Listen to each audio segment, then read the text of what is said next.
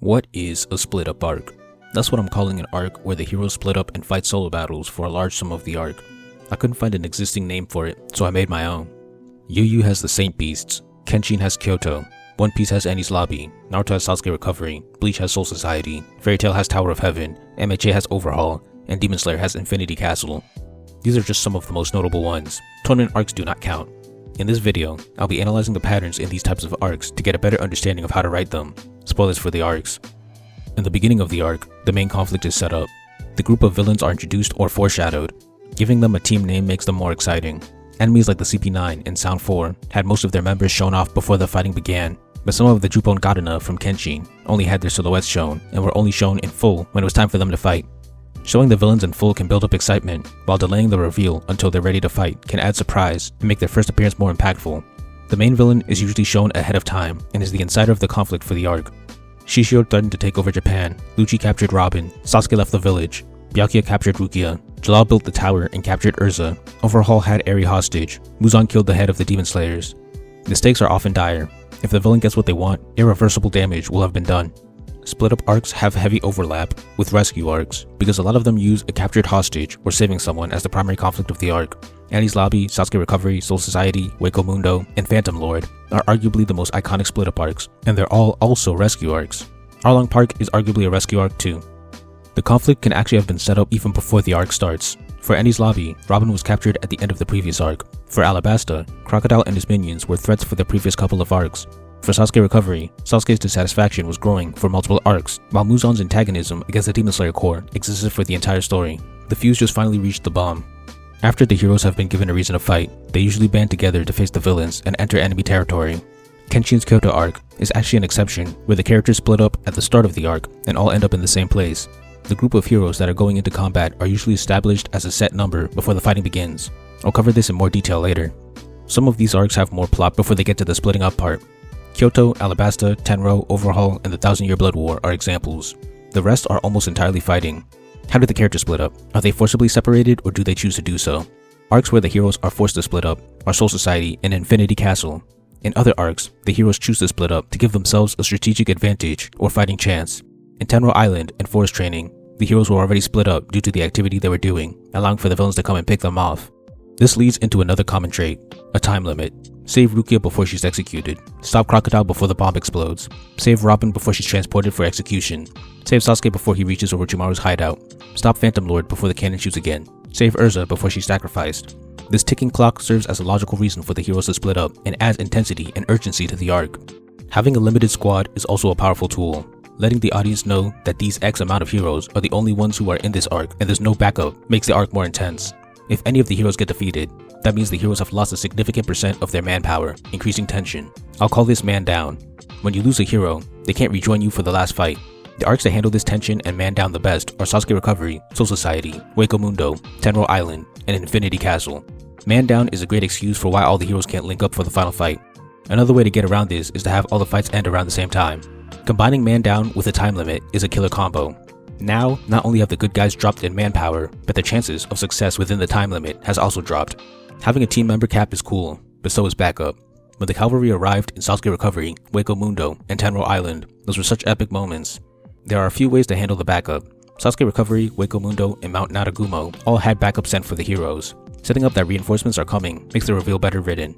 Soul Society increased the squad cap by having villains be converted into allies. Tower of Heaven kinda does this too. Now, the star of the show, solo fights.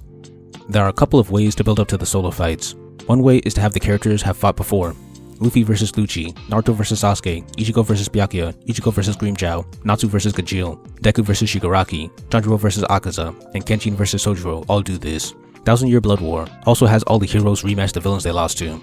Another way is to have parallels between the characters. Choji and Jirobo are fat, Zoro and Kaku are swordsmen, Sanosuke and Anji are martial artists, Byakuya and Zomari are both arrogant speedsters, Zoro and Mr. 1 both use blades, Sanji and Mr. 2 use kicks, Tanjiro and Rui both place importance on family, Natsu and Zenkro are both fire slayers, Gray and Altair both use ice make, and so on. This makes it feel like the characters were perfect for fighting each other. While it isn't exactly the same thing, Shikamaru fighting Toyuya follows the pattern of him fighting girls, just like how Zoro always fights swordsmen. Establishing a pattern of who a character fights can also set up a fight well. The opposite of parallel fighting styles would be pairing characters together who have vastly different fighting styles, potentially creating a mismatch or perfect counter. Neji's moveset was a perfect counter for Kidomaru. Fat Gum and Kirishima were perfect counters against Rappa and Tenkai. Another method is having a strong relationship and history between the characters. Examples would be Naruto vs Sasuke, Renji vs Byakuya, Grave vs Altair, Zenitsu vs Kaigaku, Deku vs Shigaraki, Todoroki vs Dabi, and more. This increases the emotional impact of the fight. It might be hard to do, since usually the enemy group is a bunch of new villains, but focusing on the main hero and villain's long rivalry, or introducing a surprise family member, are viable strategies. Now that we understand how to set up the fight, what goes into the fight, the usual suspects, tactics, character arcs, thematic conflicts, power-ups, epicness. These fights should be career-defining battles for the heroes. Using the arc to reveal power-ups across the board is also cool. Sasuke Recovery, Wako Mundo, Enies Lobby, Wano, and Heroes War arc did that. You can never go wrong with this. One very important detail is that everyone in the squad needs to get their spotlight, or at least as many as you can do. Give the heroes a good, hard-fought win, not some off-screen quick win.